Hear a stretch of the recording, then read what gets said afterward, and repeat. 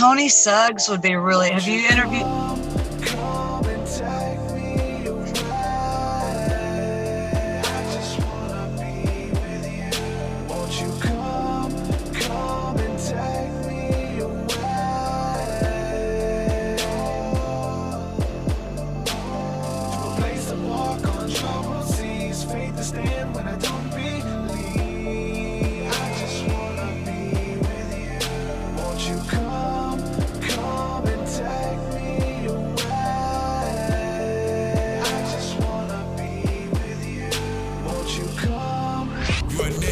Into the TruthSeekah podcast, streaming live at TruthSeekah.com, your source for spiritual and inspirational music, teachings, and media.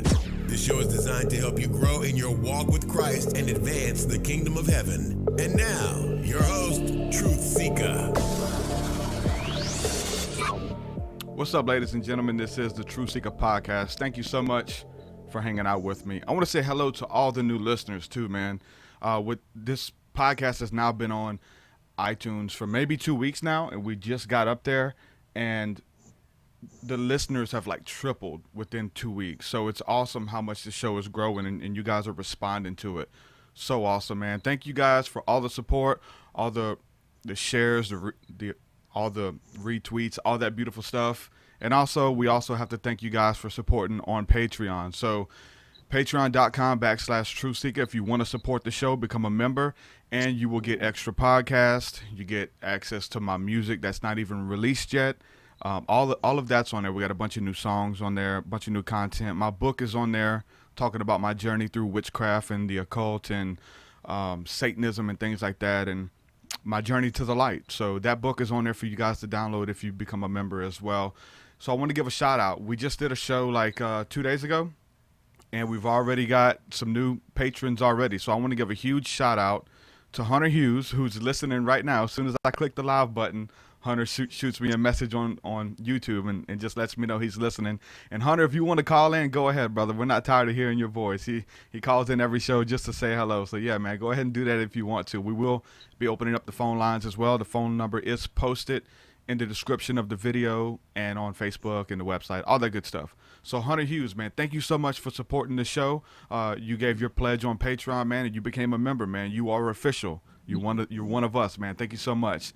And also Matthew Condes, man, dude, thank you for all the encouraging words, first of all, and just reaching out to me on Facebook. All of that stuff doesn't go unnoticed, man. Thank you so much for that. And thank you so much for your pledge, dude, to actually support what we're doing, help us pay these bills and move forward, dude. I'm so excited about the future, and I think today's podcast is going to talk just about that, being excited for the future and what we like to do, creating your own future. Like we always talk about alchemy, we always talk about creating the life that you want for yourself. And so we got an awesome guest for you guys today. We're speaking with Noorey Ivey. What's going on, Noorey? How are you? I'm great. Thanks so much for having me. How's everybody doing today? Oh, yeah. It's awesome, man. We got a bunch of people already hanging out in the chat room, man. So if you guys have questions and comments for Noorey, I know Noorey has got a pretty big, I don't know if I'd call it a fan base more, than a family, you know what I'm saying, that you've built online over the years. And so, yeah, you guys can call in and ask questions or join the conversation as well. That would be available. So we were supposed to do the interview 2 days ago, but you went on a retreat, a spiritual retreat with some friends on Facebook, and you don't have reception, you don't have internet reception and all that good stuff. And I said, okay, we could just reschedule when you get back home where everything's normal and you got your reception and stuff. But then you said, well, I'm not going back home. Yeah. Tell me a little bit about, what you're doing and where you are now. Well, it all kind of started last year in May. I decided to open up my Facebook page. There were just 325 friends on there.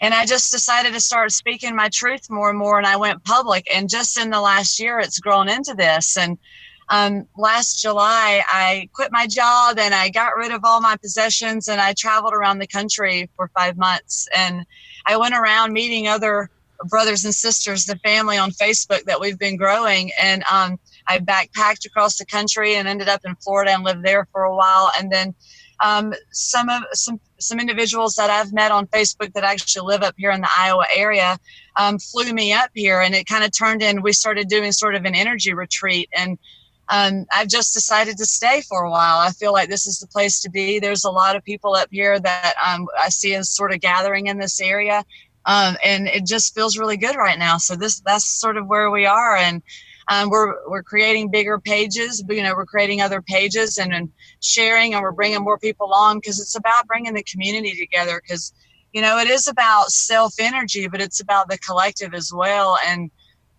so that's why we're here right now, is to bring everybody together and to just show that we're all getting in the same mindset, on the same frequency of where we want to evolve. And I just appreciate the opportunity and being here and being able to do this with you. So thank you. Dude, thank you so much for resonating with my work and supporting my music and pushing it out there to the masses and letting me, introducing me to your community. It's awesome. So there's a story in everything that you just said, and I want to kind of pick some of those pieces apart. So what was the first thing that kind of led you or pushed you towards, okay, let me go ahead and quit my job and pursue my calling and what I feel led to do? Because my wife's got me reading a book right now. I think it's called You Are a Badass, and I'm not really sure the person who wrote it right now, but that book is all about like finding your calling and pursuing it. And it's definitely very similar to The Alchemist. We talk about that a lot. But was there any books or whatever, or was there a guru or a medium or somebody you met and they said, look, your best life is ahead of you, and what you're settling for, you need to follow your dream? Was it something like that, or was it just something you knew you had to do?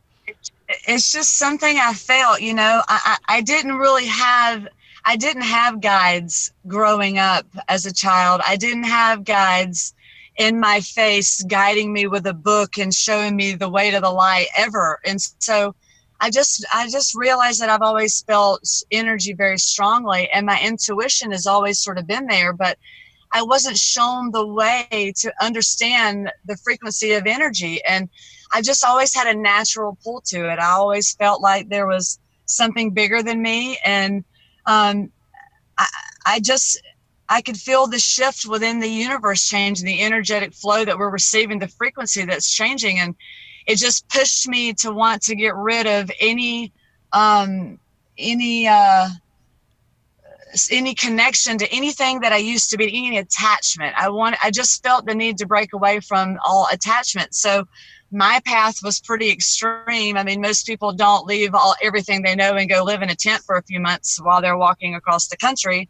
So, but that's the path that I needed to take, because I had to learn how to balance this energetic frequency that's coming in. And it's about shedding the outside social programming to the way that we think that things are supposed to be, and just listen, because all of the answers lie within the energy that we have generating within ourselves. I mean, that's the soul guide, that's the intuition. And it's not about breaking away from everyone and everything. It's really just learning how to quiet the mind to be able to maintain that meditative state of mind. And I just felt the pull to do that. I didn't realize that now, but now looking back, I decided to follow my pull, my passion, because that's where our individual DNA energetics, pulls are.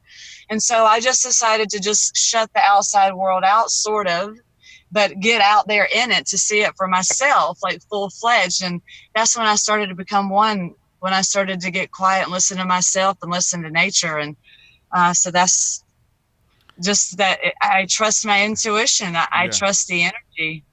Now, how was that as like as a child? Because like if you're very discerning of spirits and of energies and vibration, if you can feel that as a kid, like we don't have nobody teaching us that or telling us that, like that's totally removed from our culture, right? So we go through this stuff. People are sensitive to vibrations on other people. They influence them. You can get into psychosis if you don't balance the energies within yourself, right? Did you ever get to a place where you kind of fell upon rock bottom or anything like that? Like you got to a place where you needed help because the energies were there? Because I know there's a lot of people in this field who they don't really ascend until they kind of take upon the story of the phoenix and go down into the ashes and hit rock bottom and then reemerge with this reawakening. Was there a place like that for you? Oh, for sure. Like, I mean, I don't really remember a whole lot. It's almost like a lot of my childhood was a fog.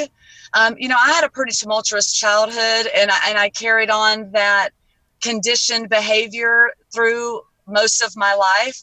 I just recently got sober from using drugs a year and a half ago. I quit drinking alcohol about 8 months ago. I quit smoking cigarettes 4 months ago.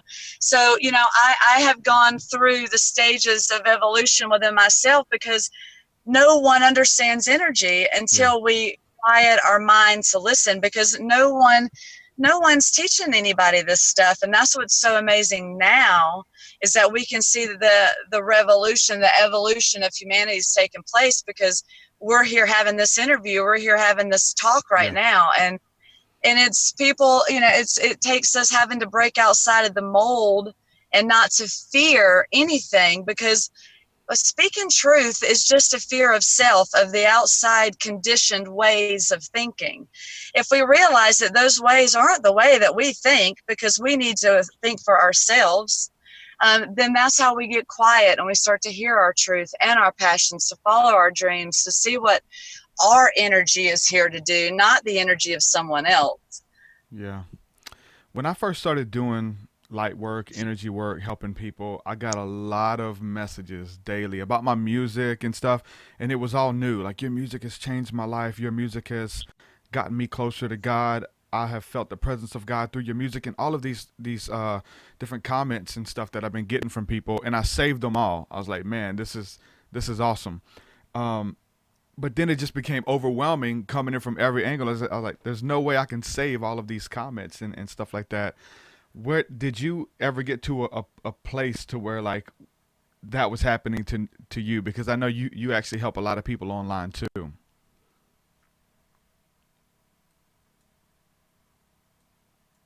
Oh, I think we lost her. Let me see. May have to re-click the link, Lori. I don't know if you can hear me or not.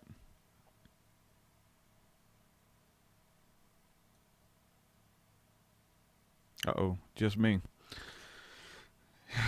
She's got a bad reception, I guess. Maybe we'll get her right back. A lot of love for Lori in the chat room as well. She's got a huge family on Facebook that she's built over the years. And we're just gonna wait a minute. I can actually edit this out of the final version. So thank you guys for hanging out with me. If you guys have any questions for me as well, you guys can call in. Let me know. I got the phone lines open here. The number is let's see, 724. I'll edit that out too. Recorded live. 724-444-7444. A lot of fours in that. So if you guys have any questions or comments or want to join the show as well, you guys can do that. What's up, Erich? How you doing, man? In the chat room, I don't know if you caught I know you came in at the end of the episode the other day, but I gave you a shout out at the beginning of the last podcast we did with Alonzo, man. So go back and check that out, man. I was going to send that to you as well. So I gave you a shout out. Thank you for supporting too, man.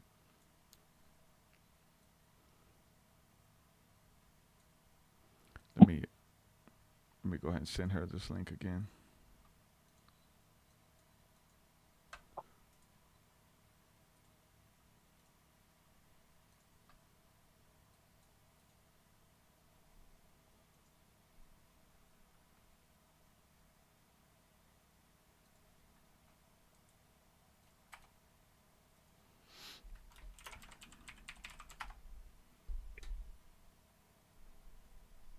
Chickasaw here.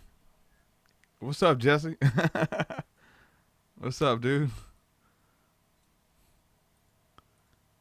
You gotta get up, man. Play some basketball, brother.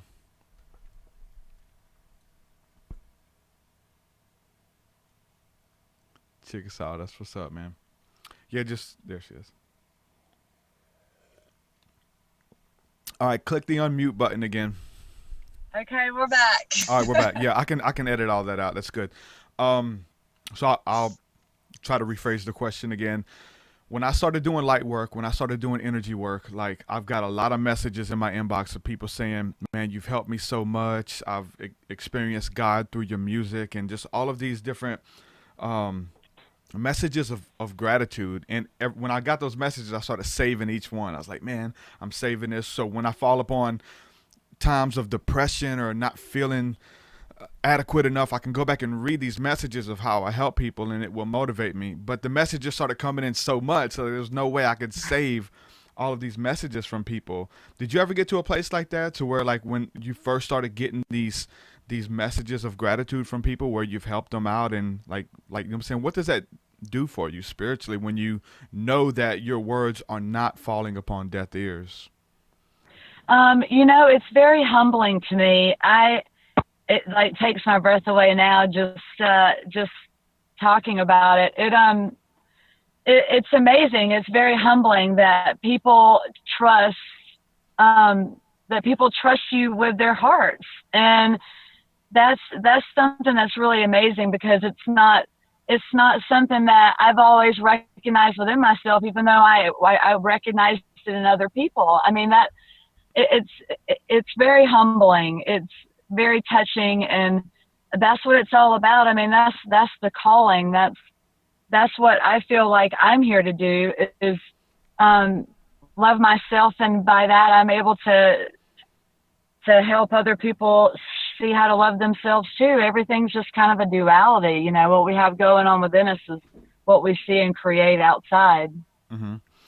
So what would you say to somebody who was in a situation similar to you, who they feel disconnected, they don't feel at home in this place, their interests are different, the things that they're involved with are different, but they feel alone? Like, what would you say to that person who's at the cusp of this spiritual awakening and don't really have anyone to talk to?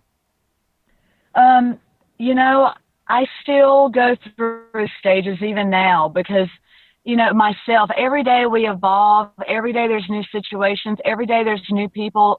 There is no pentacle of we always have to be able to shift within the energetic frequency that's around us, and we all vibrate differently of the same source. So, it's really just understanding that our people, we're all gathering, we're all coming together. And in times where it feels lonely, it's okay to feel lonely. Like, it's about not pushing those feelings away. And that's why we end up using alcohol, and we end up using drugs and things like that, because we escape the reality that we can create.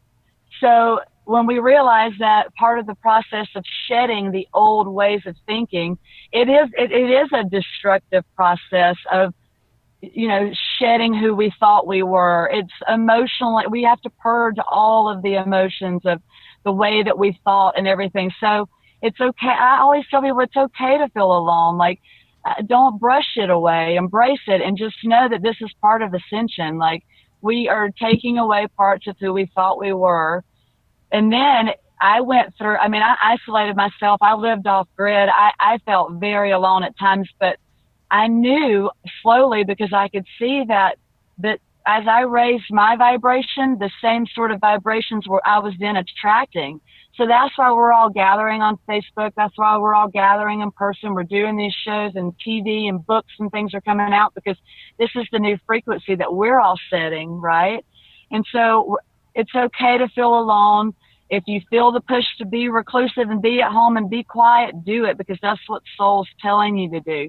But if you feel like getting out and going to the park, do it. You just never know who you might run into, because the frequency is so beautiful like that. That's the natural law of attraction, of natural manifestation of energy. So I just say go with it. Flow. If it feels good, the energy goes there. Even if it hurts, it's okay. Like, that's part of the purging process. We have to be easy, family. Okay. So how powerful is it, or how important is it to kind of find your tribe and kind of find those people with like interests? Because that's kind of like kind of the big thing that you guys are doing. You guys just don't set up pages, but you guys are setting up like Facebook groups and community and stuff like that online, to where you guys are actually meeting in purpose, and changing your life, like changing your living situation and all kind of stuff, that happens. So like, how important is it for somebody going through a spiritual awakening to find like-minded people? When it's very important, because but even the ones that we don't feel like are part of our tribe are just as important, because the reflection of self we see through another person, which is a mirror image. And so we then start to be able to see, which is really feeling the frequency of someone. So if you feel someone who makes you feel kind of like you just got that feeling, well, that's just a different frequency. But then, you meet someone where it just feels welcoming and warm and comfortable. That's the same vibrational frequency. So that's how we can sort of pick up on who's sort of part of our tribe. And we can actually start to just see, we get like those tug pulls. And so it's really important. I've spent so much time in solitude over the last few years with getting sober and then adjusting to these energetic changes, that now being here and being around all these different individuals that I see are sort of the same frequency in this area. Not everyone, but you can see. Yeah. It's really good, because it does help to see that we are not alone in this, and that we can learn and grow from each other, and we're just channeling and inspiring each other. So just know that the gathering is coming, and we're slowly coming together.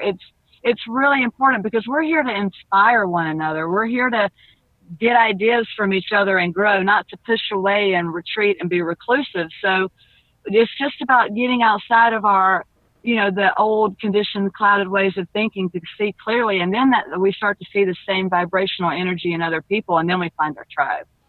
Who were some of the people that kind of inspired you early on, whether it's someone online who was doing the same type of things that you're now doing, or if there's any gurus that you just resonated towards, like books or audio lectures or anything? Was there anything like that came into your life during this process that you're very thankful for at this point?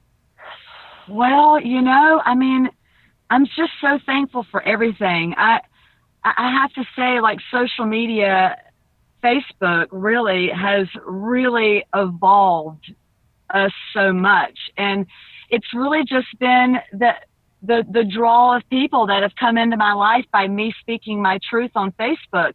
It was an automatic pull. So we're all our own gurus. So every little meme, every little article I've read, every little video, any little thing anyone has ever said that made my antenna go up was a frequency pulling us together. So I'm thankful for myself.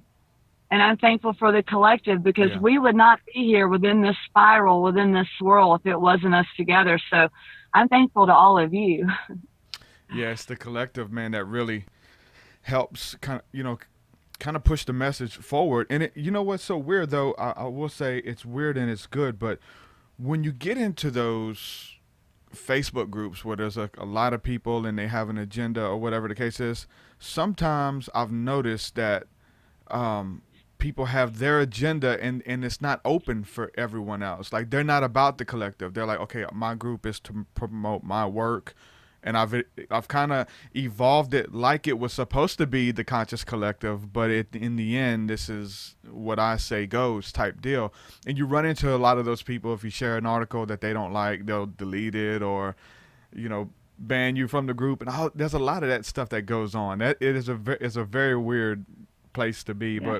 But have you had any experiences like that too? It's like people who have the platform and they promote unity and they promote free thought, but when it comes down to it, they're like, nope, this doesn't belong, it's not what we're resonating with, or something, Sure, yeah. When we have a lot to say and we're putting it out there, we have to look at it from an outside perspective, because we all see things based on where we are within ourselves, and I know that I have transitioned so much in the information that I put out, the way that I put it out, the flow of it. And yeah, I get kicked out of groups, I get removed and things like that. And it's just because it's the natural flow, because as we're changing and evolving within our knowledge, everyone else too. So, I feel that healing work is free work, and it should have a lot of freedom to it for people to express themselves. But and to grow. I mean, so but everybody has their own flow of where they are within their frequency at this moment. So it's just we're all sort of on the same grid. We're just in different locations of frequency. Literally, that's what it is. Well, it's the same thing within our consciousness and our evolution within.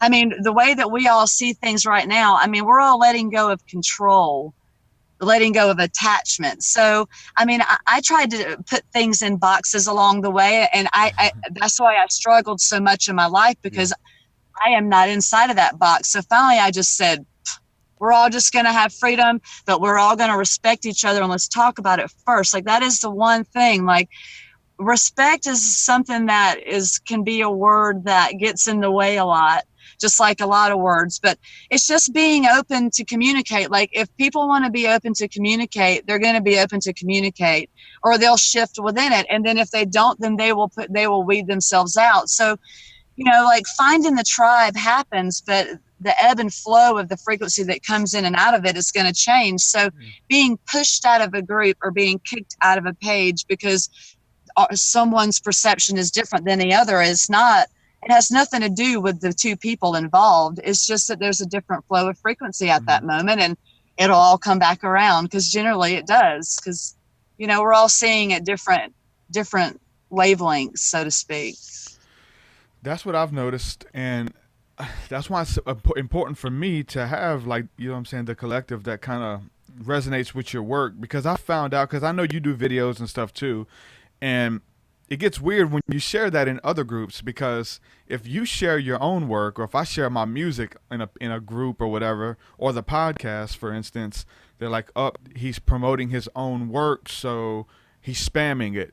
He's sharing it in several groups. It's spam. I'm kicking him out of the group for spamming.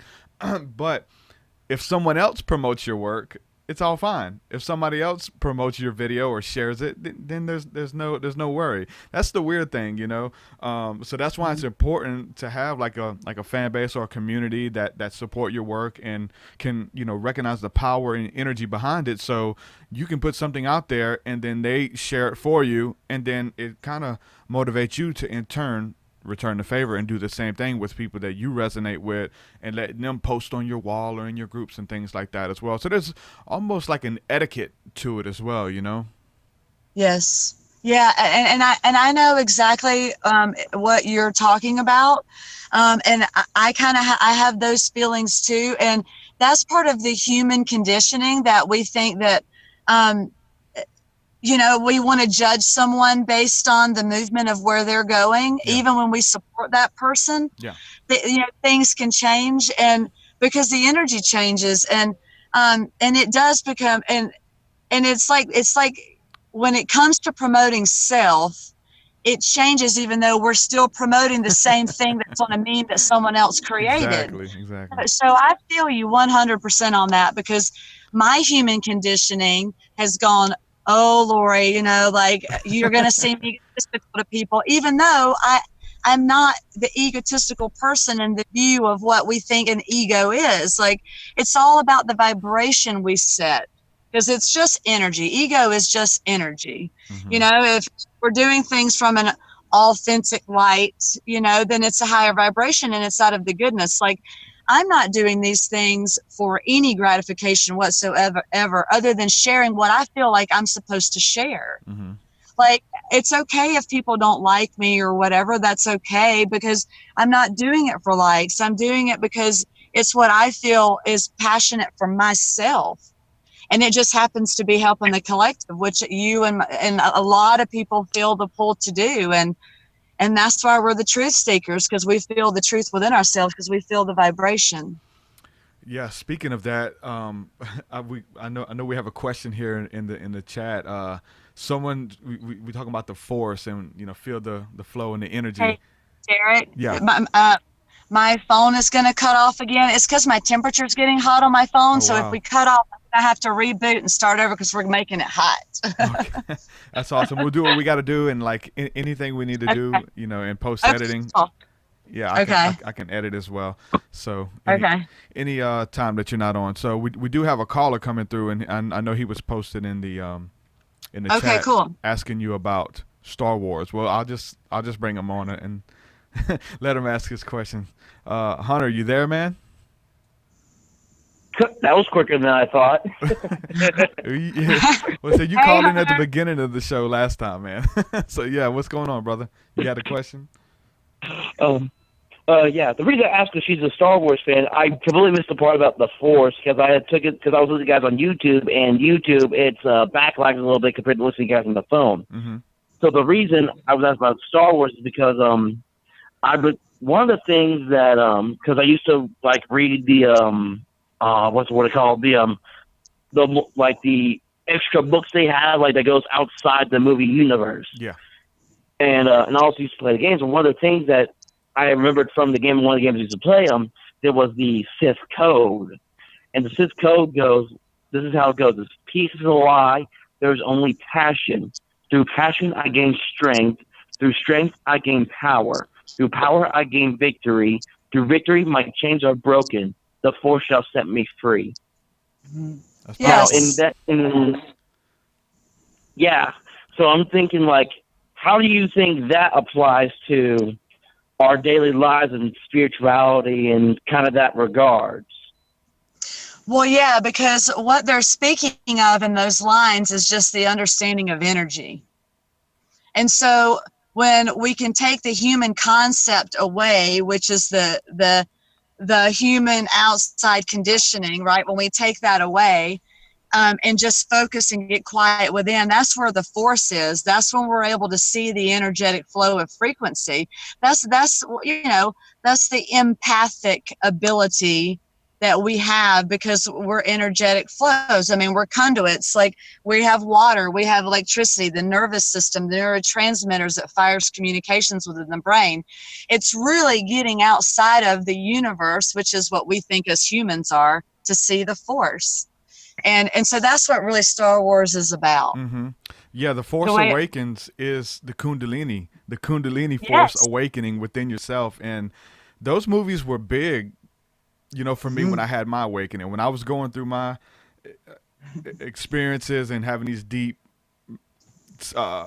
experiences in meditation, I was watching Star Wars really for the first time. We watched it from the beginning to the end. The first time I seen it, and it was blowing my mind. Like I took a bunch of those samples and put it up, all of my music and stuff. They're talking about, there's a scene on there where Yoda talks about, I'm going to teach you to commune with your master who has gone on before you through meditation.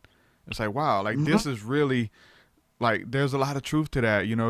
Even in the Bible, like people they get mad when I talk about this stuff and bring the Bible in, but the Bible talks about the great cloud of witnesses that are watching over you, and people are having encounters where saints who have gone before them are appearing to them in a state of euphoria, in a trance-like state of meditation, or getting caught up in ecstatic realms of worship, man. So this stuff is really deep, man, and I think they hide a lot of those truths within those movies, man. There's a lot of nuggets and a lot of things that Hollywood knows that they put in there to try to get out to the masses, and people think that they're making it up, but these stories and signs and symbols are really old, man. And even, the term Jedi, those are talking about the Jedi priest from Egypt. Like there was a real priesthood of magicians called the Jedi. I think it's spelled D-J-E-D-I. It's got a D in front of it. And these were priests out of Egypt who did all these miracles and believed in this energy and stuff and used it. And so like every religion and every faith and belief system, they talk about the Kundalini. They call it different things. We call it the Holy Spirit in Christianity. Back in Egypt, it's called tachyon energy, the Force, Kundalini. Like this is all these different names for the same terms that we're talking about. Speaking in tongues, glossala. Like that's practiced in every religion. Like so, there's this universal language of love and of spirituality that people have kind of taken and tried to brand it. But when we talk about Star Wars is powerful, man. With hiding those nuggets in there about angels and angels being out there on other planets and traveling the universe, all that stuff, man. It's awesome. Well, and see, and if we want to get down to it scientifically, from the human anatomy, the physical part is the endocrine system, attached to the brain. Like, I think about a jellyfish, like the head is the main brain, right? And then the tentacles is like the electric system, like the flow of energy. And that's like our nervous system within our body. I mean, we really can see all the signs in nature and in front of us that are the same thing within the vessel in which we are in this lifetime. And I mean, the Bible, everything, it's all stories laid out of the reality of actually what's taking place. Yeah. I mean, it's all just, it's the tools for us to see. But if we have to take our own human emotion, our own outside conditioned ways of thinking away from the way that we see things to really, really let energy pull us into the message. And that's where the Yoda comes out. I like to think of our brains as like, I was just talking about this yesterday with someone, like we got like C-3PO, the AI side, and then we have Yoda, which is the non-physical, the Native American spirit side. Like that's really what's just been awoken. And that's the way that it's been shown to me, more so over the last few days. We've had a big energetic shift, and so there's all kinds of different truths and so many different things. It's just pointing to the one, which is source energy. Yeah. Everything that connects us and everything that flows. It's truly like the power of the stories, right? Even like the power of your story. So we talk about the Bible or talk about the Bhagavad Gita and all these other books. Like people try to take them literally. Like they'll read the Old Testament and they'll, they kind of go out and try to prove that Noah existed, or try to find the ark or the burial place of Goliath, and all this stuff, and they want to find it to kind of prove that it existed, to say, aha, I told you it's true. But the power is not in if those people existed, if King David and all these people existed. The power is not in that. The power is in the allegory, the messages that are hidden and woven within the stories of faith, overcoming obstacles, overcoming idolatry, smashing your idols, fighting, with giants who occupy your promised land, which is your destiny and life's purpose, and dealing with them and getting them out of the way. Like that is the stories that are woven through there. And if we can't really understand that, then we're not really understanding how the Bible is, and we're trying to take it literally and trying to debate people. And man, the stories of the Bible are telling your story. It's your story and your spiritual walk and path to ascension as well. And we got to understand that. Yeah, I look at it, I've never thought of it from a biblical standpoint. That's really interesting to learn. I always thought about more about human spirituality when it comes to this code, and here's why. I'll do a quick breakdown real quick. When first line, peace is a lie. It starts off really dark, but you have to realize while we do strive for eternal peace, the only time we will really achieve that eternal peace is pretty much when we die. We will have peace for short periods of time on this earth, but we will always be fighting. We will always be struggling. We will always be attacked by our demons and whatever comes after us. So we have to realize that when it says peace is a lie, it's really saying we will not always be at peace. And then it goes into there's only passion. For me, that comes from my music, because it's just something that always stuck with me as a kid. So my music became a passion, a form of expression for me. Then through the passion, I gain strength. I feel empowered. Well, I don't want to say empowered because we got that one next, but it's like my music, it feels like it gives me strength, because it's like it almost like it puts me on a platform. It's like I have this gift given from God, Kundalini, that He wants me to use and to strengthen me in the strength of my walk. Then it says through strength I gain power. And this is, I think, the biggest part, because there is power in words. We've all known this ever since we were little kids, because you can either build a bridge or tear down a wall with what comes off your tongue. Yep. That's how powerful an impact these words are, and that's how powerful words are, especially in the hip hop. Because we talked about this with Alonzo, that rap is such a big influence these days to a lot of people because of the words that people say and how artists relate to others with their words. Mm-hmm. And so, and that's just through power, I gain victory. If those words are the right words that you are supposed to be sharing, then there is a victory. There is a battle won there. And then pretty much through victory, my chains are broken. When we achieve victory, when we have defeated whatever we are struggling against with, or whatever has been holding us back, the power that gives us victory helps us unleash the shackles from our chains. And that's where the force shall free me. Yeah. It's powerful, man. There's all types of allegory within that. And it's funny because people try to, like, I know there's books out there that say, like, okay, we're going to give you the Buddhist breakdown, and Star Wars is modeled after the Buddhist philosophy and things like that. But when I'm watching it as a Christian, as someone who has faith in Christ, I'm seeing biblical theology spoken, throughout that whole movie as well, and the Holy Spirit and things like that. And so what's crazy about it is that if you look up who influenced George Lucas to actually write that movie, it's a guy named Joseph Campbell. And we actually sampled Joseph Campbell in The Inner Reaches of Outer Space. And so he's got this map that he mapped out. It's called The Hero's Journey. And it shows you the path that all heroes must walk. Like the path of Jesus is a path where you're born, you struggle as a kid, and then you kind of reach this level of enlightenment, and then you fall back down, and then you build back up. And they have it like mapped out in a diagram. And so all major movies, Marvel, all of this stuff. And actually George Lucas came out and said that he modeled Star Wars and got the inspiration to write it from The Hero's Journey from Joseph Campbell. So I'll encourage everybody to go out and check that out, because that's throughout the scriptures, that's throughout the Bhagavad Gita, all of these old ancient stories, and it's even your story. You know what I'm saying? And that's the power behind all of this stuff. It's just not telling a story of Anakin Skywalker. It's telling your story. Everything is. It's beautiful, man. Everything is an extension of who you are. This is what the flower of life is. Everything is an extension of you. We are all connected. So we don't look at anyone else as separate to who we are. Everyone is a part of us. And if there's somebody that you don't agree with, or someone who you don't like, usually it's because they represent something that you don't like about yourself. And it's the same way when people, feel a certain way towards you. I know, Hunter, you talk about dealing with people on your job and people being mean, people poking fun of you and stuff. And a lot of times they do that because maybe they were bullied, so they want to in turn do that. So a lot of times we represent something about people that they don't like about themselves, or they see in themselves. Welcome back, Lori. Thank you. We're just going in on the Star Wars stuff a little bit more.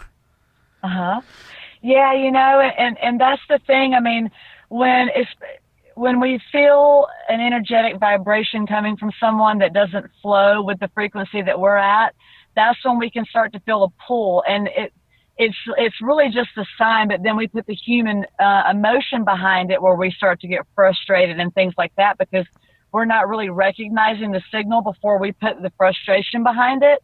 So as more and more, for me, I notice as I evolve and I'm able to see those frequencies clear, I'm able to adjust because it's really about my frequency and how I adjust my frequency with someone else's. So either I can choose to stay and be around and work to maintain the meditative state of mind, or I can leave the situation. Like, there's always a solution to interacting with other people, and it's just like how we see others as a reflection upon ourselves, meaning in how our reactions are. Someone can come up and say something, but it's really all about our energy and our reaction and what we decide to do with it. So it's just about understanding that we're all at different levels. We're all at, I don't even like to call it levels, really. I just like to call it, different frequency of the same energy.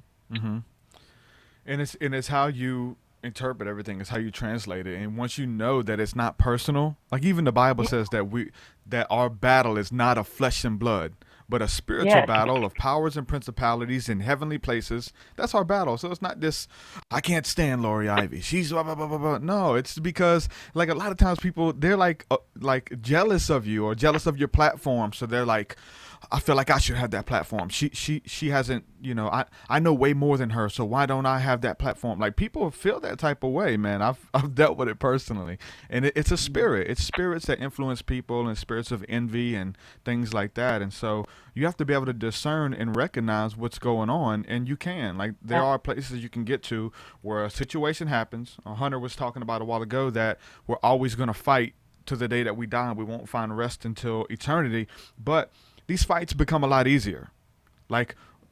So instead of saying a fight, I like to say taking tests, because we have these tests that come, and we always have this one test that always stumps us. There's one question that we can't pass, but once we study and we respond correctly, we answer with love and understanding, we pass that test.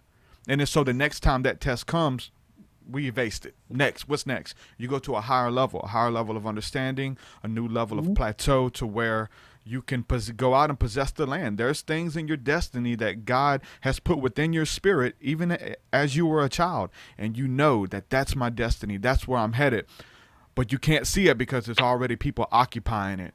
But so through the help of source energy, of God, the Holy Spirit, whatever you want to call it, will help you determine how to go in there, take the land, and walk in your calling. And everybody deserves to do that. Everybody is privileged to recapture that dream. That's the whole thing about The Alchemist. I talk about that book all the time, and it's about having a dream when you were a kid, and things happening in your life, circumstances and situations that take that dream from you. Oh, you can't have it. You're not going to have that. You can have an offshoot of it. You can dream about it. You can think about it, whatever, but you can't really have it because of it's not for you. Other people deserve it. You've done too much bad, or whatever the case is, or conditioning that even through religion, you know what I'm saying, that we're not supposed to be rich. We're not supposed to have money or possessions, and money is evil. Like these weird thoughts that are not of God. And so we have these thoughts and stuff, and they take our dream from us. Or we'll just settle for second best. Hey, I'm just thankful for what I have.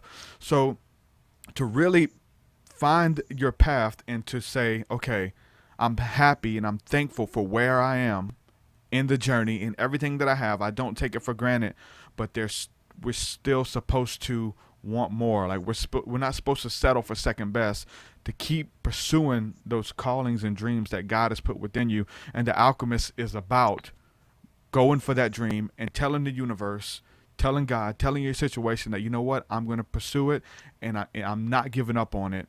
And the universe gets with you and responds to that and begins to go around and make this stuff happen for you and bring people. That's what synchronicity is. When we're on that path, we start saying phrases and seeing numbers and 1111, 333. We start seeing things, and that is universe letting you know, look, you're on the right path. Keep it up. Don't give up. Don't give up. And it starts blowing your mind. You'll say something, and then somebody walks by with a T-shirt with the phrase on that you just said. You'll say it, and the TV says it exactly when you say it. And it's like, what? Hold on. It's like a glitch in the matrix. This is God, source energy, letting you know that you're on the right path, man. And this is what the spiritual path is about, man. Just enjoying life, enjoying the journey. Don't get discouraged, because we all have setbacks and things like that. But it's like, how bad do you want it? How bad do you want it? And so we're all walking out the hero's journey. Yeah, and see, that's actually funny. Mm-hmm. Oh, sorry, I didn't mean to interrupt, Noorey. Go ahead, say your thought. No, Hunter, go ahead. I just thought it was funny. It was mentioned The Alchemist was because okay, are you both familiar with the anime called The Full Metal Alchemist? I know what it is. Not. I don't know. I never watched it though. Okay, so if you ever do decide to look it up for yourself, watch the original. Don't watch the one that says Full Metal Alchemist Brotherhood. The original one, when you watch it, they go big into this idea called equivalent exchange. And this is what I've been pondering for a while too. The idea is that you can't exchange, that you have to have something of equal value or greater to get something else back. You can't always ask for more, which in your position, I understand what you're going through about the asking for more, but the equivalent exchange thing makes sense when I think about how, because that can also apply to our everyday lives as well, as in what happens when we try to ask for more when we only give so little. Because I know I've been in that position before where I've tried to do that. I've tried to ask for more, and I've not done my part spiritually. And it backfires big time because they try to do that in the anime, and it backfires badly. Mm-hmm. You there, Lori? So. Okay, I think Lori's connection. I think we lost her again. Yeah, her connection went out again. No, dude, that's true. And all of those cartoons and video games, man, like World of Warcraft, like there's so much spirituality and stuff woven within these storylines. And so yeah, especially using the name Alchemist in that cartoon, I'm sure there's a lot of spirituality, you know what I'm saying, linked in it. The show Avatar: The Last Airbender, that was huge. They're telling you about chakras and energy systems in your body and how they work. They're giving you like the best breakdown you can get. I used to watch that show and just get blown away. And that's what they're talking too about, going into meditation and accessing the spirit realm, accessing, you know what I'm saying, the spirit world, all within a cartoon. And some of that stuff is straight out of some of these big, you know what I'm saying, big deep books or whatever. And you're talking about, I seen you asked earlier about Manly P. Hall, and you was looking up one of his books, The Secret Teachings of All Ages. A lot of that stuff is actually in that book, man. So you was asking me, should you get that one? Totally get that one. You said which one to get. Anyone you want. I would get the reader's edition, just to have to read. And if you like it, then you know, kind of the other ones are like collector's editions as well. Some of them are like, you know what I'm saying, really big, like 2 foot tall, and got pop out images and unfolding pictures and stuff. So it's really good. So I'm definitely a devotee of the works of Manly P. Hall, and I've dedicated my albums to him, man. Like you know, you can find a lot of his lectures online too. So I would suggest getting that as well. Definitely. Yeah, the reason I asked that was because there was like 5 different books, same title, same author, but each cover was different. Yeah. So I was reading through it. Each one had different page lengths and all that. I'm like, which one am I supposed to get? Yeah. I didn't want to get I didn't want to just buy, like, they're all the same price. They were selling them for like $9.99 on Kindle. Okay. But it's like I didn't want to just grab like the wrong kind. I didn't want to grab like the wrong edition. Yeah. Of his book. I wanted to grab. Yeah, get the reader's edition, and you know that I think that book, the physical book, is cheap too. It's under $20, and it's a really thick book, man. It's a large collection of work, and obviously, you know, you take everything and you kind of judge it and kind of, you know what I'm saying, put it up against the wall and see what sticks. And so I you know, when I quote people like Manly P. Hall, people say, oh, you know, you're this, you're that. I don't agree with everything Manly P. Hall says. I don't agree with everything anybody says. You know, there's times I go back and listen to myself and I'm like, man, why did I say that? You know, so we're all learning and coming to the knowledge of the truth, ever learning, man. But there's a lot of good stuff in there. And if you listen to that song, because I know you just became a patron, if you listen to the song that I have that's not released yet, but it's on Patreon, the Invisible Creatures of the 5 Elements, like that understanding and like the breakdown of the elemental creatures and the different levels of existence and what they do in the earth and they're over the seasons and stuff, like all of that stuff is mentioned of in the Secret Teachings as well. It goes into a lot of detail about these different entities and beings that kind of operate with the 5 elements and you know what I'm saying, they're out there. And somebody asked me too, a friend of mine, Craig challenged me a while ago on Facebook, and he was asking me, because I had a run-in with an elemental, like a spirit that kind of knocked me down to the ground, me and my cousin, and I wrote about it in my book, and he was wanting to know if I made it up, like if I was, you know, making these stories up to sell albums or something. But stuff's totally real, man. You know, like I had that experience, and so he wants to know, how do I know that I had it? You know, was it just my imagination that appeared, and I've seen these entities or whatever the case is? Could totally be your imagination, and you always have to rule that. Like with any spiritual encounter, like you're always kind of rationalize it and trying to say, like, you know, was this my imagination? Did I make it up? Did I want this to happen so bad that I created the scenario in my head? But I'll say for that situation, for me, that I know that they exist and they can be summoned, right? It's because I wasn't the only one who's seen it. Like, I wasn't the only one who had the encounter. It was me and my cousin. This entity formed out of you know, the darkest of night. It was like the darkest shadow. A being appeared, ran past me and my cousin, screamed, and knocked us both down.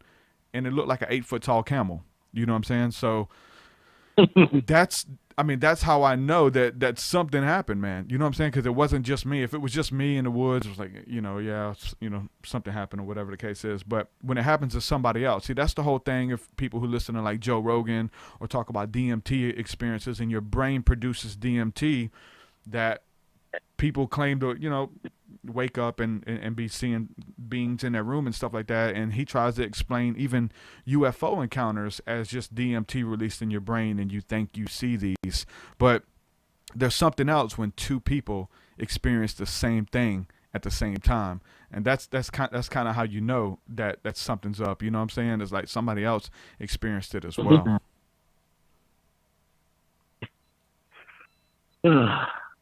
Yeah, well, I'm going to hop off, but I always appreciate calling in. It's always been fun. But I wanted to say before I go that I really appreciate what you do. I mean, I listen to your podcast while I work. I jam your music all the time in between those two and just talking to you and all you know. And I'm definitely going to try to I definitely want to try dedicating more time to reading because I have a bunch of books on the shelf I haven't read, both like Christian books I bought from my church, and I just bought a bunch of other kind of books today. Like I finally got around to, I bought the Jesus is a Worm and a Snake too, that you had with Kendall Shoulders. Oh, you bought it? I just got it today. Yeah, you listened to that interview, right? Oh yeah, that was awesome. I know, right? I was scared to do that interview because like he actually approached me and wanted to actually buy some ad space on the podcast, and so I said, okay, we'll do it. It's the first person whoever did that, and so we did it, and I posted the upcoming episode that we were to do with him, and the title, Jesus is a Worm, a Snake, and Much More by Kendall Shoulders. And some of my friends were reaching out to me, like, hey man, like what's that about? Is this guy gonna come on and say that Christ was a worm and a snake, or he didn't exist, or what is this guy about? I was like, honestly, I don't know, but I know he paid to come on the show pretty much, right? I was like, sure, we'll do it, man. So I was a little nervous going into it because I don't want to entertain foolishness, really, you know what I'm saying? But he came on and did the interview, and it was literally one of the best interviews I've ever done. Like, you know what I'm saying? The knowledge that he brought throughout the entire interview, and then all the way at the end about what that meant about the whole Jesus being a worm and a snake is allegories throughout the scriptures that people skip over.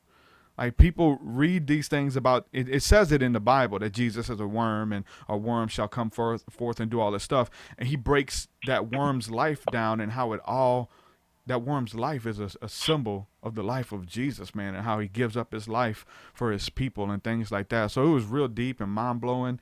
And then at the end ties everything back into intimacy with Jesus, which is really deep about going into the secret wedding chambers with God and becoming impregnated, in that place and coming out with a message, man. And all that stuff is just really, really deep. And that was one of the best interviews that I've or guests that I've had on that I was scared going into,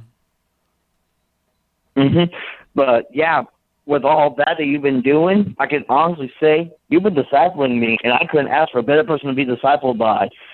I've learned more from you than anyone else I've ever been tried to disciple by. Because I had a couple of guys that tried, and it just couldn't stick, but you stick. And so it's an honor to be discipled by someone with as much knowledge as you have. Well, you know what? I don't. There's stuff you that you know what I'm saying, you're teaching me too, man. So it kind of, you know what I'm saying, our hierarchy goes sideways in the body of Christ. It's not a pyramid structure. I'm not over anybody or claim to be, the end all when it comes to knowledge or understanding. But I appreciate that though, man. Thank you so much, dude. That means a lot, man. Yeah. Well, if you ever get Noorey back on, tell her I said blessings and shalom. Oh, yeah. I'm sure she'll go back and listen, man. Yep. Blessings and shalom to Noorey if we don't hear from her again. All right. Well, you have a good day. I got to give me some grub. I'm starving. I heard that. All right, brother. Enjoy your day, man. All right, blessings and shalom, brother. Peace, peace. Honey Hughes, everybody.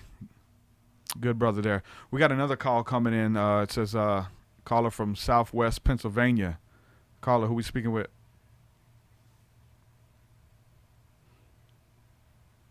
Hello? Caller from Southwest Pennsylvania. Hello? Hey, Hi. how are you? I'm good. How are you? Good. Who we speaking with? Jacqueline Dawn. Hey, how are you? You good? I'm good. I was just tuning into Noorey, but I've never done this before, and I don't know if I did it right. Oh, you're on. You're on live. Obviously,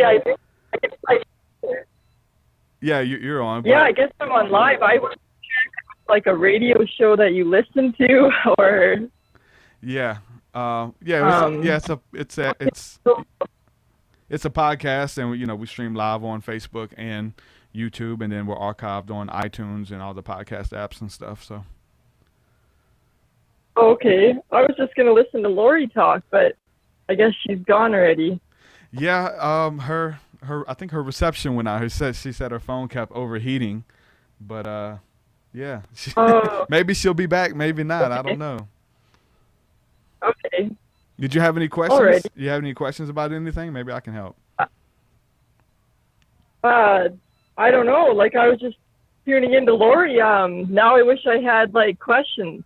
What's the topic? Like, what are you guys talking about? Just spirituality and ascension and Just- waking up. Yeah. Okay.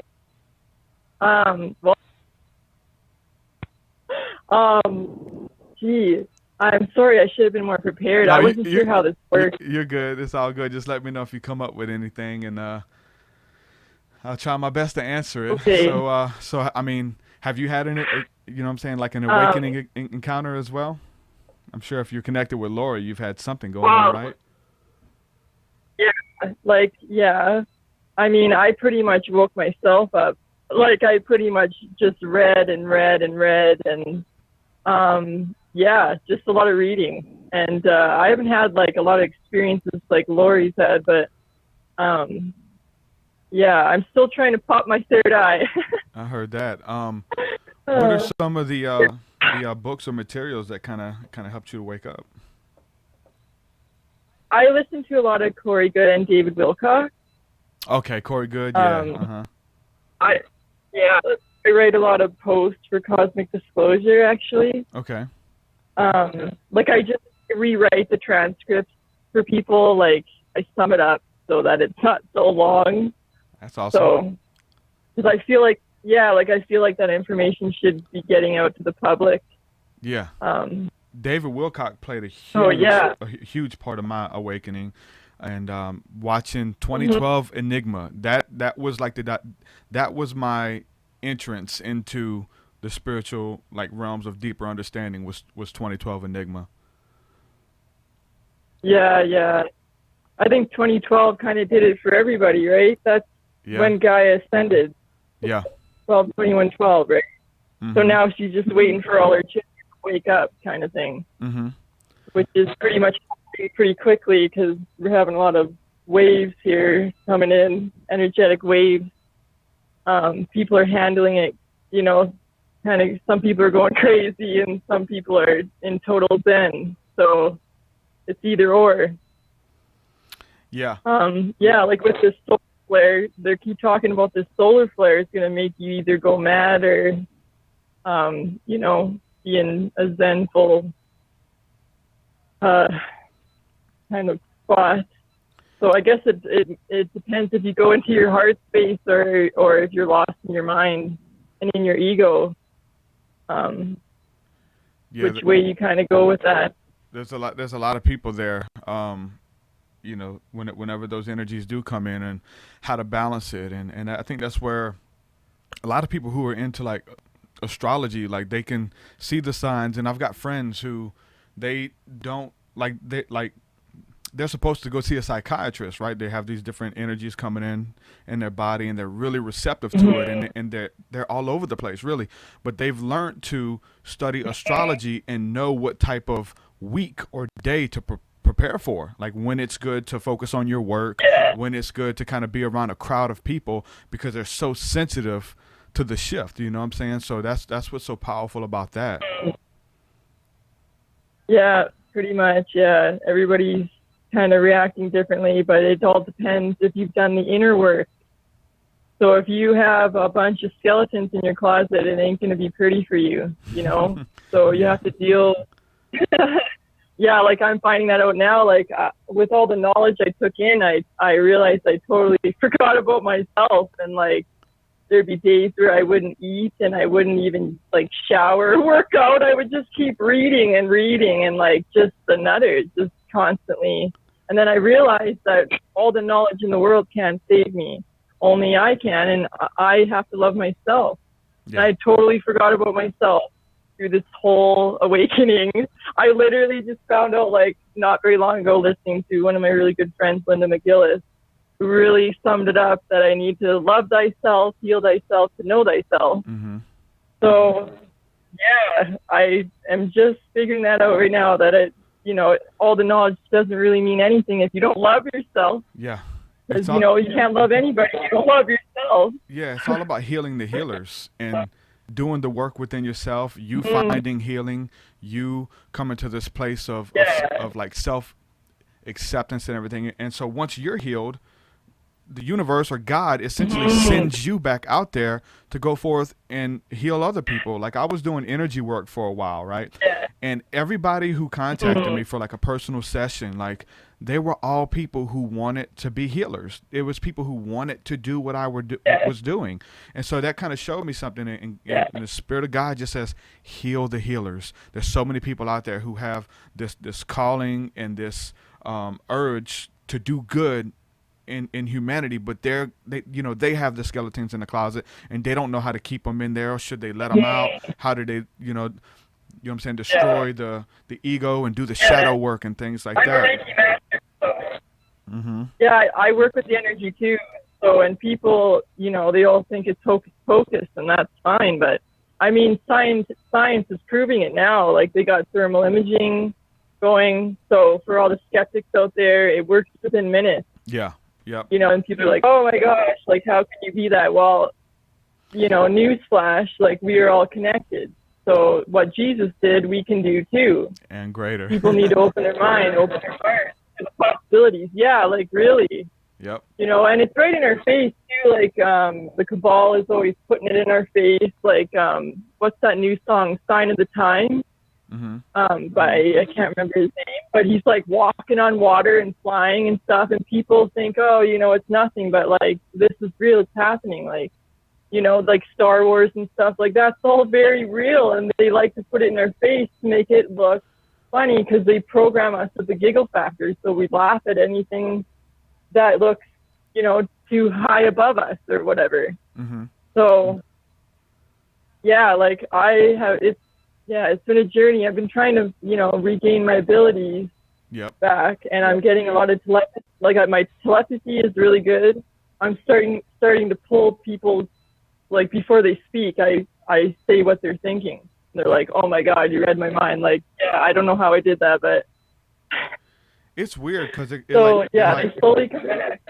Yeah, it like comes in waves too, man, because you're talking about like having to do the work on yourself, because there's times where you get into this energy, and we were talking about synchronicities and stuff, and it's like all of these things start happening where you're able to tell the future, who's about to call before they call, you're seeing signs everywhere, like the numbers 333, you're creating it as you speak.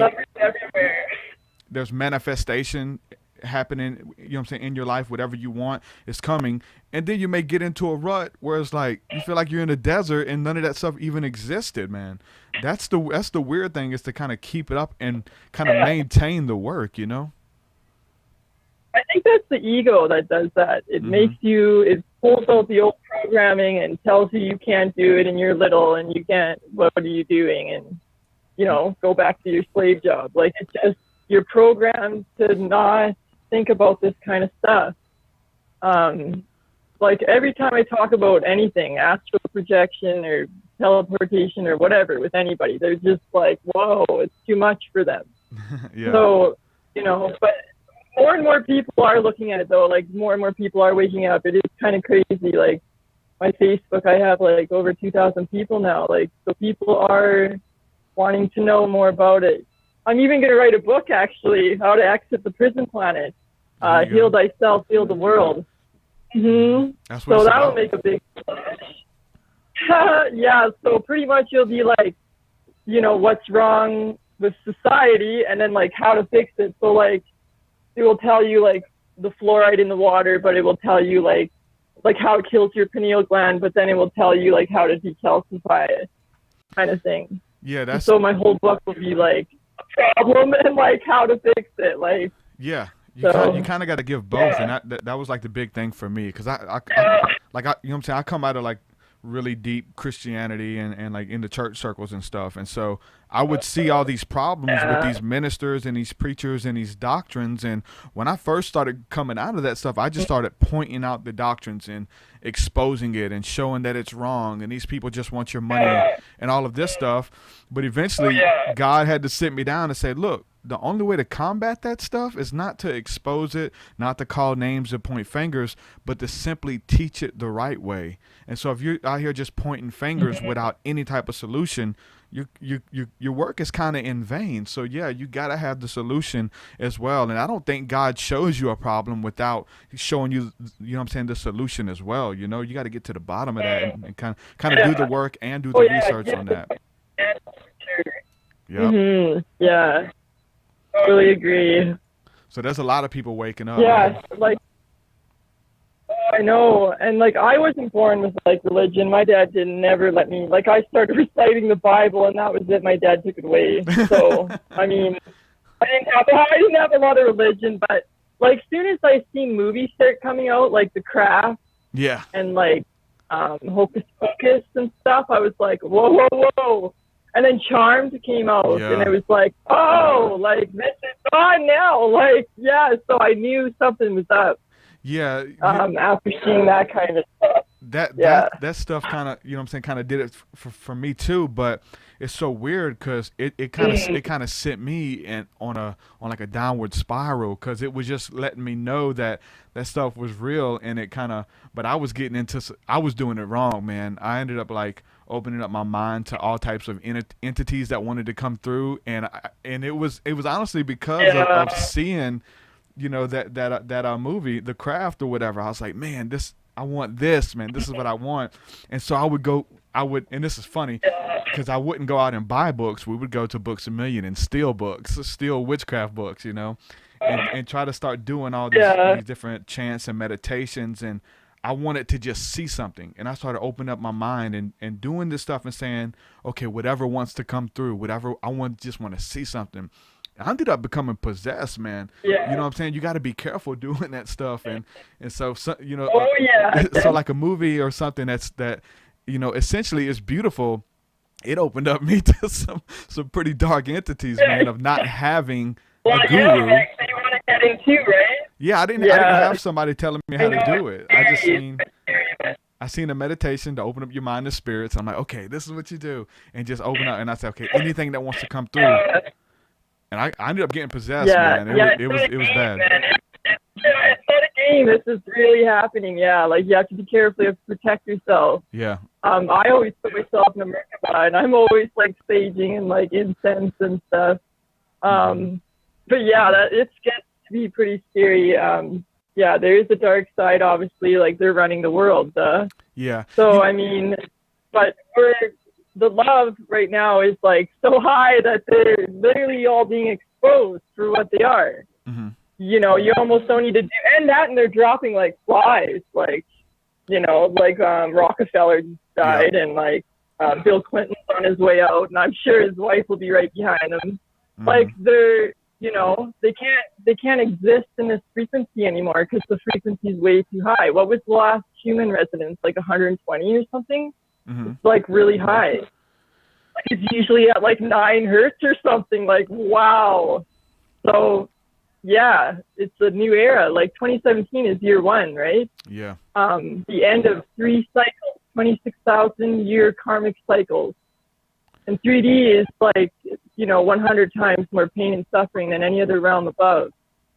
So, we should all just high five each other because we made it, Yeah.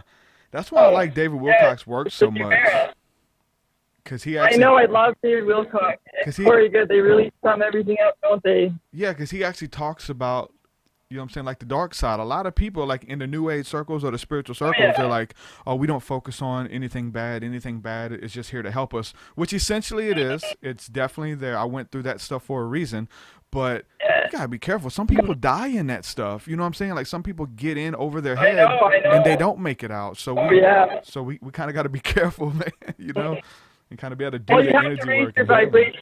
This is why you need to be in a higher vibration of, love, compassion. This is why you need to have compassion for the cabal, the celebrities, the people that are chained into the system, the puppets.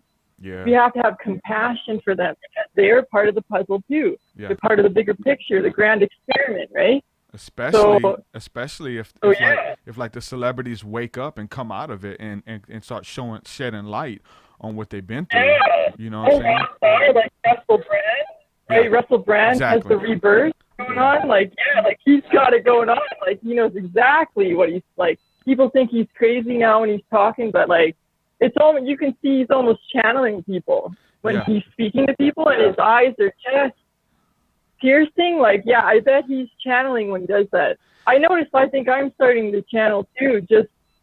It just comes through you. It's hard to explain. Man, you just hear them or something. I've got a comment here, and somebody says, it says, "My brother, you on fire. God bless." Oh. And there's times where like I'll start talking, and I can feel it. I feel like what I'm saying is supposed to be said, like it's not me. It's not me articulating. Like I'm trying to get the message across, but it's totally not me. Whether it's the heart of God or the Holy Spirit or whatever you want to call it, it's something that has to be said, and I feel like the divine push behind it. And that's what we got to be sensitive to. I feel like we're all saying the same thing. Mm-hmm. If you're channeling a higher being, we're all saying the same thing: compassion, forgiveness, stop the wheel of karma. We're all saying the same thing. Yep. And if you're not, then you know what I'm saying? If they're not, then you need to get away from them. If you're not, you're channeling a lower being, and you need to stop. Yeah, if it's any fear or lower, it's not good. Like, stop talking to this person. Yeah. Mm-hmm. So I'm always high vibe, so I don't usually have that problem, but. I mean, I used to be really depressed and stuff, and then someone told me I had a soul cord attached to my baby daddy. Because if you have kids with someone, apparently you have a soul cord attached to them. Yeah. And then whatever's feeding on them can come down the line and feed on you. So I went to a shaman and got that cut. Yeah. And removed or whatever. And so, I felt so light after that. I was like, wow. Yeah. I feel so light. That was the only word I could give the shaman. How do you feel? Light. They're even showing now. Like I think science is even showing now that it's not just who you have a baby with, but who you go to bed with sexually. Like that person becomes. Yeah, I think I heard something like that too. Yeah, there was something that you know what I'm saying. Soul attachment. I know it's Yep. serious stuff. Mm-hmm. Like, that's why you need to do the inner work, so you're not holding all that karma and whatever. Yeah. Because it could, it could rip you apart if you hold on to all that anger, whatever you're holding on to from the past, because then you're living in the past, right? Yeah.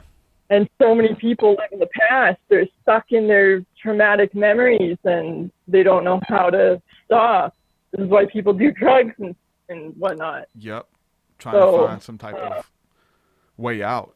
They need to, they just don't know who they are. They don't realize they're spiritual beings in a human body, that they're not human. They're spiritual beings. They're multidimensional. They're, like, we can be invisible if we want. Like, if I said that to someone on the street, they'd think I'm insane, but that's fine. Yeah. Like, this is happening. People can walk through walls. Like, it's already been happening. There's people around us we just can't see because we haven't popped that third eye. Yep. I'm still trying to. I'm going to get rebirth soon, actually. On Tuesday, I'm going to get rebirth with my really good friend, Angela Mia White.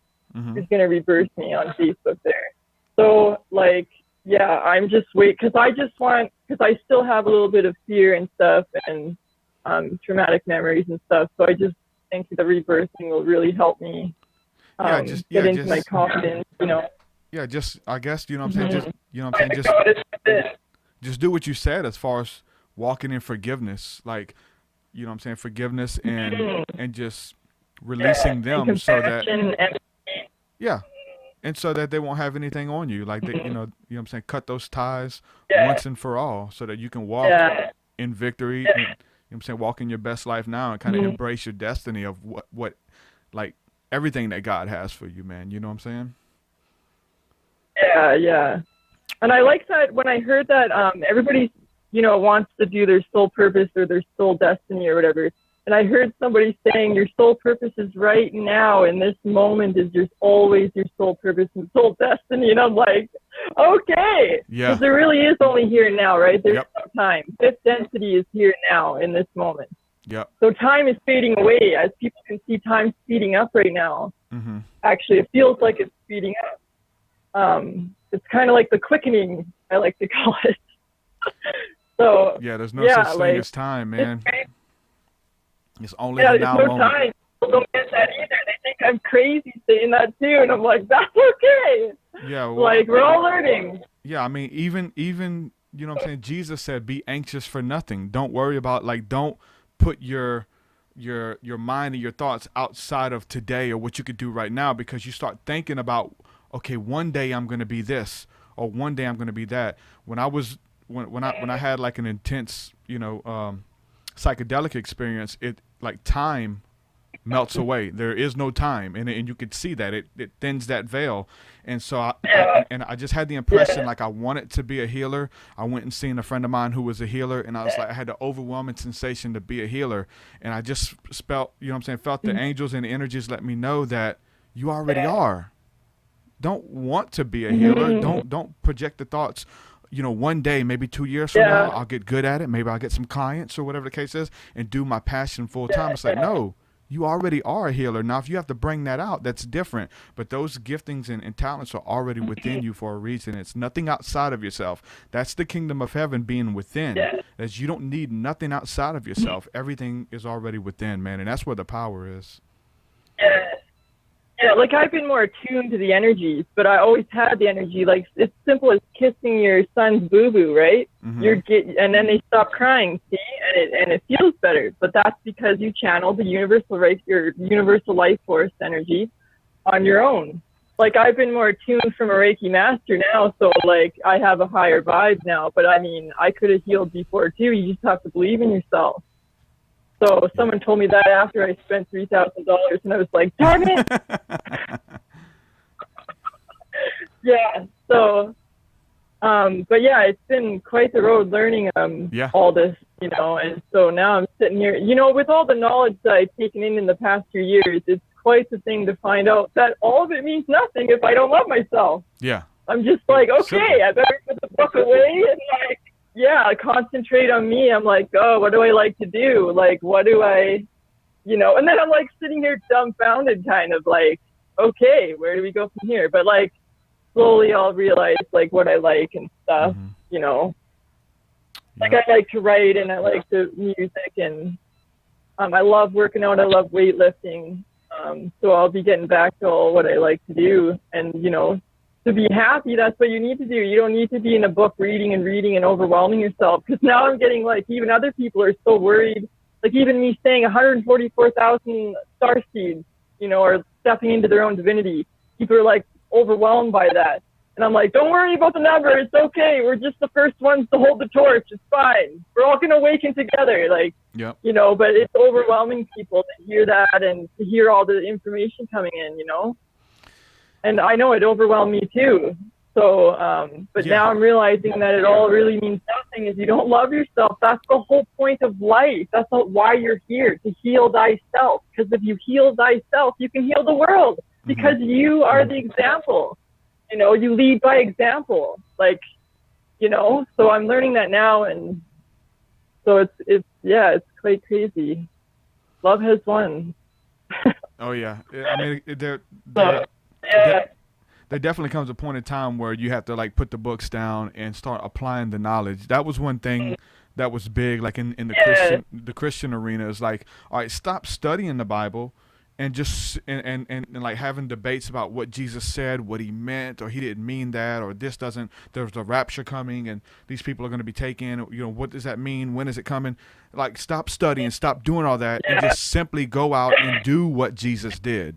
Like, it's not that hard. Go out there and love those who are unlovable, show compassion to those who don't deserve it, and just do the work. And we don't need to even debate about it. Go out there and do it. That's all I want to talk about. Go out there and do the work that he did, right? Yeah. Yes. And like, fear is false evidence appearing real, right? Yep. That's what fear is. Yeah. So anything that lowers your vibration, if it's hurting you, it's not helping you. So let it go. Yeah. Like, I can handle cosmic disclosure, the information that comes in. I'm not in fear. Maybe that makes me weird or something, I don't know. But I have no fear. I enjoy hearing it, and I enjoy, putting it out to people. And if people don't want to listen, well, then, don't listen then. You don't have to know it all. You only need to know yourself and how to love yourself is what I'm realizing. Mm-hmm. So, I mean, the knowledge is out there, and all the answers are out there, if people really want to wake up. Like, it's everywhere. Like, come on. I mean, how many people on Facebook are awake now? Like, Jesus, like in the, 10,000 people, probably more than that. I don't even know how many people are on Facebook. Actually. Yeah, probably way more. Millions of people. I don't know, but yeah, it's a lot of people, man. Yeah, and people are doing these mass meditations too. These mass meditations are happening on Facebook too, right? Like Maya May, I think her name is. Mm-hmm. She does. She posts it all the time for these mass world meditations, and I think we hit like 144K one time, and it was like epic. Oh yeah. People are like tripping out. Oh my God, this is happening! Like. So yeah, that's why I think the Schumann resonance like shot up there, because everybody's finally tuning in to the real, the real internet. Yeah. Like really. the real, yeah. Yeah. Like, yeah. So we're all connecting, and it's quite beautiful to see. Really, I'm sure it'll be a moment in time here coming up where people will finally come together, because people are still in their boxes and they're still secluded on their phones. So it's only a matter of time before people get together. Yeah, like Lori. Peace, love, and harmony. Like Lori, she just moved. Lori. Like, I used to be, oh, yeah. Did she? She moved, eh? Oh, okay. Yeah, she went on a spiritual retreat, and she's never going back home. She's staying where she's at. Oh, really? I noticed she went somewhere, but I didn't know that she wasn't going back to the farm. She told me she's not going. Yeah, I'll probably do that too. I'll probably want to relocate too. Yeah. I mean, I'm from like flatland, so I wouldn't mind being near like a mountain or something. Yeah. Hey, we got another phone call coming through. Let me try to take this other phone call as well. I'll go ahead and leave you on the line though. So we got a caller from East Virginia. Who we speaking with? This is Erich. Erich, what up, man? Thanks for calling, dude. Well, how are you? I'm doing well. How about yourself?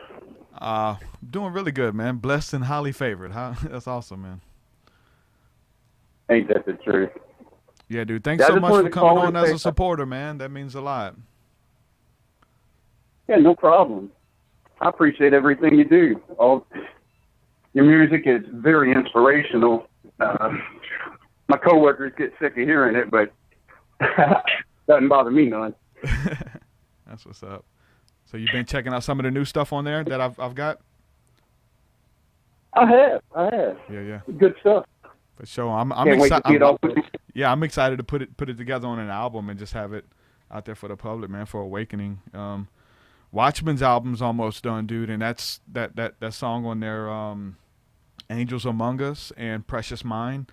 Like, those are both going to be on his album, and like within the next couple weeks we're going to start rolling out like a sampler to listen to the whole thing, and it's beautiful, man. If you're a fan of my stuff, I'm singing on a lot of stuff in the background and stuff too. So we got several collabs on there. It's gonna be awesome, man. Oh yeah. Yeah. So yeah, do you have any questions or anything, bro? Well, I've been a student of many religions for many years now. I think I told you I collect religious and spiritual texts. Yeah. And you pointed me towards the recognitions of Clement. Oh yeah. I've gotten little bit through it. You're right. I couldn't find it in paper. Yeah, I know. That There's sucks. no printed version that I can find. So yeah. Did you read the parts about the demons and them, taking over your body and stuff through like gorging yourselves on meat and food and stuff? Did you read that part? It seems to have alluded to that. I'm only a few pages into it so far, but I've bookmarked the PDF. I'm continuing to read it at my leisure. Okay. Make sure that that's the copy you're reading, because I think there's a few different ones. Make sure that's the one that has it. I think it may be on in there, some chapters, but definitely make sure that that's the one, because that stuff's powerful, man. Excellent. Yeah.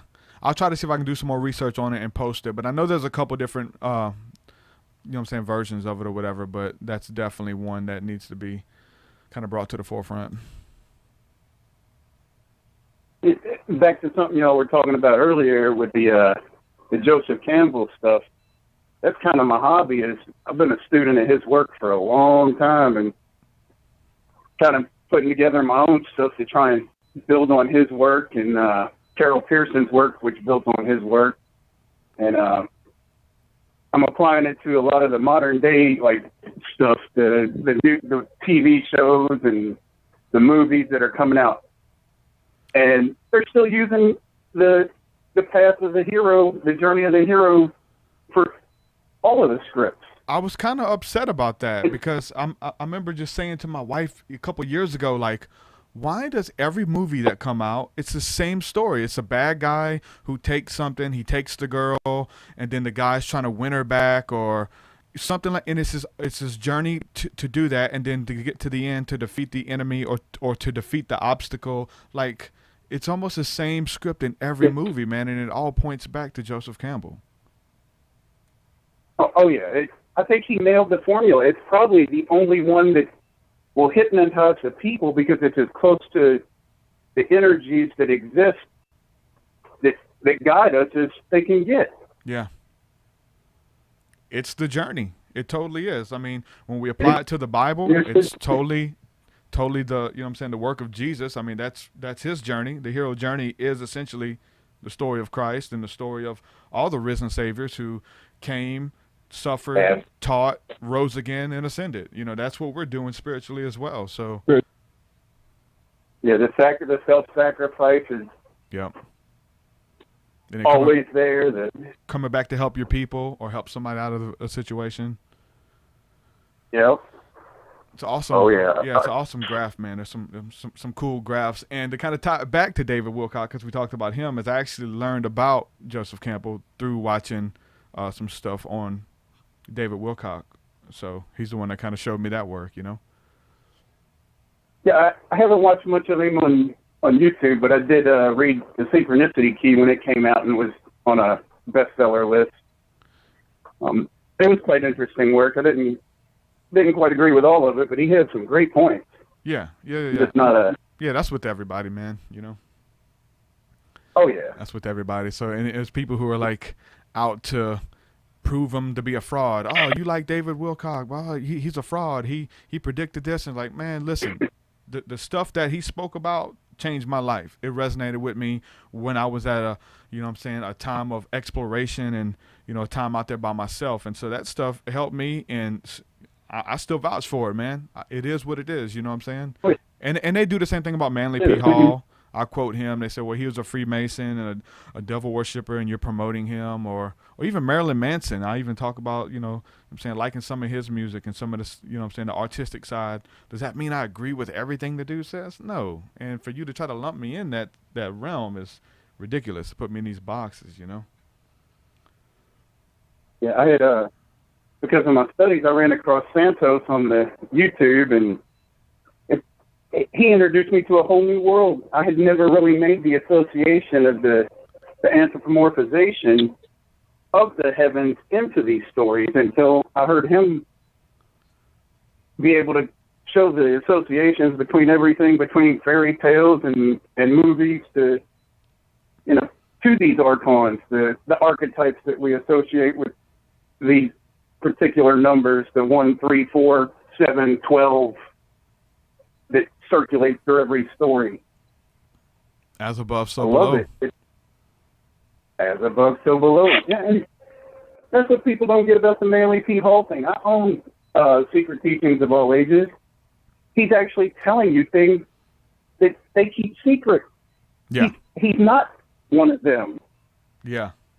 He brings forward this information that they like to keep in their back pocket and never show anybody. Yeah, people It's like, out there. If you dig for it. people try to say like he's a devil worshiper or he teaches all this stuff. He don't even teach anything.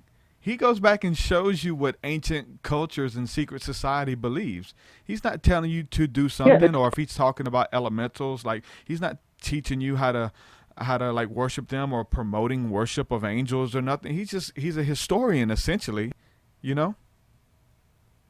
That is the truth. He just brings the knowledge forward. He's not advocating witchcraft or demons, or he just talks about ancient knowledge that, you know, because they're not taught in the public education system, it scares these people. Yeah. Anyone that's willing to condemn someone that's never read their work is ignorant, in my opinion. Yeah.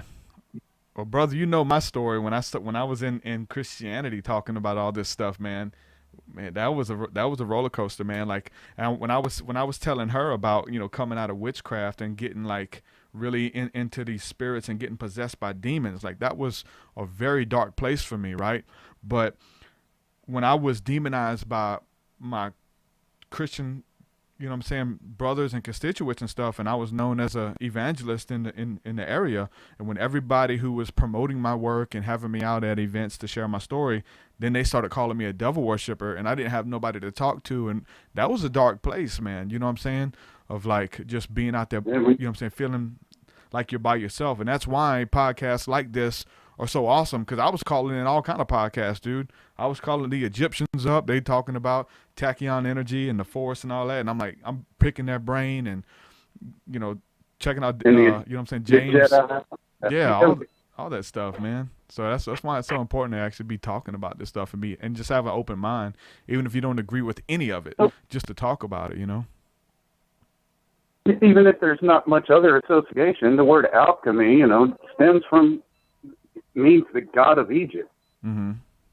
Al, you know, Al is El, which is an ancient deity generic name, and Kemet was the name of Egypt. We call it Egypt. They didn't.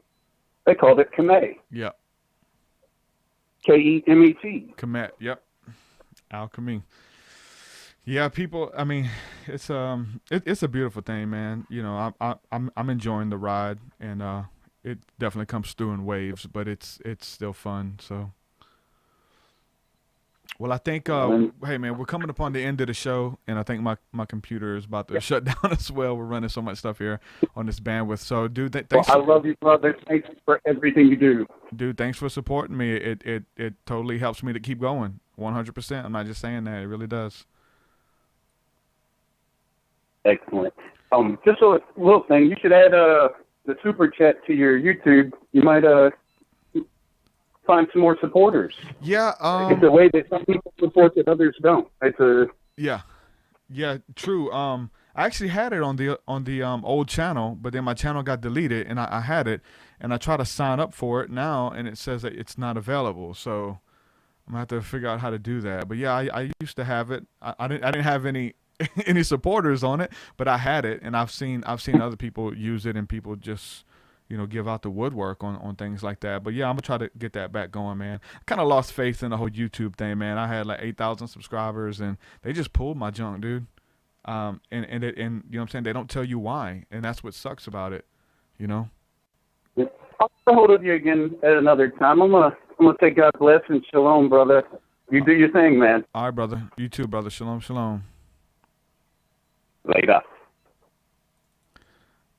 All right, my friend from Pennsylvania, you still there? Yeah. All right, yeah. Thanks for calling in. And I'm actually from Canada. Oh, Canada. Okay. I can hear it. I can hear it in the voice, and that's how I was trying to put two and two together. I was like, okay. Yeah, I'm Canadian. Dude, we've But thanks for having me on. Yeah, no, it was cool, man. Feel free to call in anytime. We have a lot of guests on here, and everybody calls in and kind of Yeah, that's cool. shares their story. So this Cool, episode yeah. will be up on iTunes and on the website and all that good stuff. So go back and check it Okay. out. So Cool. thanks Thank for you. yeah, no problem, man. Thanks for being a part of the show. Connect with me on social media too. Send me a friend request on there. Okay. All right, my friend. Sounds good. All right, Thank you so shalom, much. shalom. Take care. All right, peace. Namaste.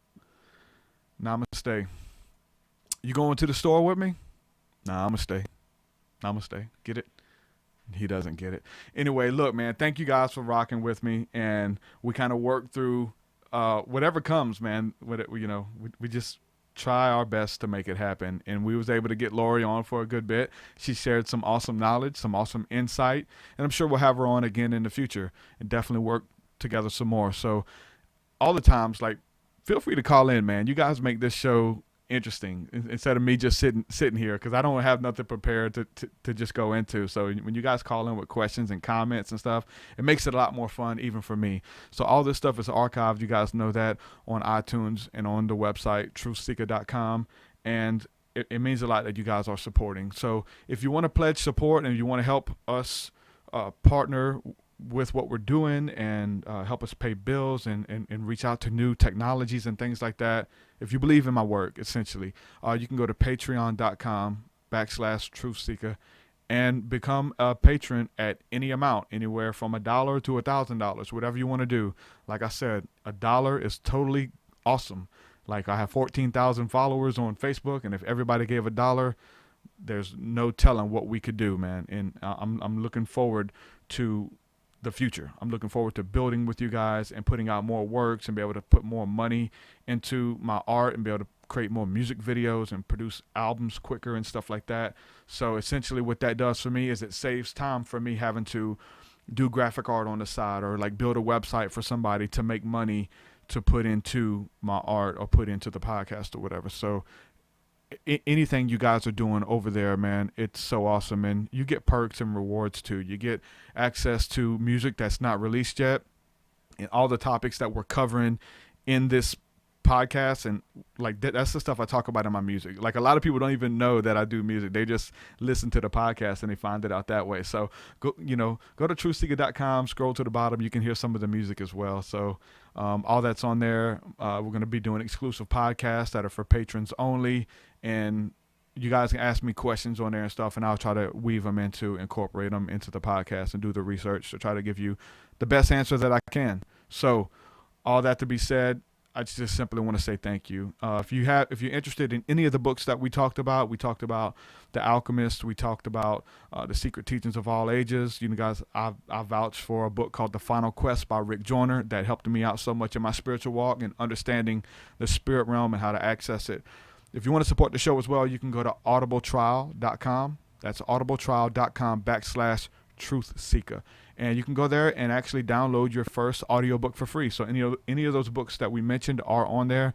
You could download that for free. And I just started doing that because I actually drive a truck for a living. So I'll download a book and like just listen to hours of these audiobooks and have all these books under my belt. And there's some awesome works out there. There's nothing that anybody has ever been through that ever existed that is not mentioned of in a book. Anything you can think of. And most of the time it's on audible.com. So audibletrial.com/TruthSeekah. We get a kickback if you sign up on there. So thank you guys so much. We got some awesome shows coming up next week as well. And I haven't really told anybody, but I guess I'll go ahead and kind of spill the beans. But I'm going to be speaking to Monday. We're going to be speaking to Levi O'Brien. And I want to talk to Levi because he was in the documentary Jesus Camp. And if you haven't watched that documentary, trust me, go watch it this weekend or as soon as you hear this, and then listen to that interview, because I'm going to try to fill in some holes and fill in some gaps. It's a interview, or it's a documentary that they did on a church that was really big into spiritual warfare and stuff. And there was this lady there, and the lady was talking to the kids about spiritual warfare and training up these kids. And they invited the camera crews to come in and kind of document everything. But when they released it, they spun it in like a negative light, and how they're being so militant, and some of the stuff they were doing was kind of wacky, kind of zany, kind of out there. But you know what? Most of those churches do little weird stuff like that. That's kind of out there anyway. But they put that all in a documentary called Jesus Camp. Really cool. And it's been out for some years. And some of the kids that were on there, they were telling their story and how they came to faith and stuff like that. And then there was interviews after that came out, like that church and all that stuff shut down after that came out. And I've seen recent interviews with some of the people, and Levi O'Brien was one of the kids on there. And he talked about how he fell away from the faith and how he doesn't believe in any of that. And he kind of, people just wanted to distance themselves from that. And so then I've checked him out on Facebook, and now I guess he's back in Christianity or working at a church or something like that. So I want to talk to him about his story, man. I'm really intrigued about that. And that whole documentary kind of, blew my mind. And it kind of hit close to home too, because I've been in those circles and stuff for years. So it's going to be awesome. That's Monday. And then Wednesday, we're going to be speaking to Tim Freak about consciousness, about reality, and how to stay in that realm, because that's like the thing we need to do. We've all been there, essentially. Maybe not all of us, but most of us have been there. And once you get there, like the key is on how to stay there and how to stay in the now, stay in the moment. Do not let your mind or your consciousness wander out and get caught up. And for me, I call it autopilot. We get on autopilot all the time. We got this routine that we do daily. And then next thing we know, weeks and months have passed by, and we haven't taken the steps that we need to take to do the work spiritually or to get where we need to be in life that we know we're supposed to be doing. So Tim Freak is going to show us different techniques that he does, and he has conferences where they teach people how to stay in that now moment, because that's the only moment that we have, right? It's going to be awesome. I'm looking forward to talking to him. I listened to him on Freeman's podcast, and it you know what I'm saying, kind of blew me away. So talking to him, like I said, all of this is on iTunes. Make sure you guys subscribe, iTunes.com. Just go to iTunes and type in TruthSeekah, click that subscribe button to get notified as soon as we release new material. I love each and every one of you guys. You guys are awesome. And thank you guys for being a part of my journey and a part of my life. And looking forward to talking to you guys. Call in next week. Shalom, shalom, peace.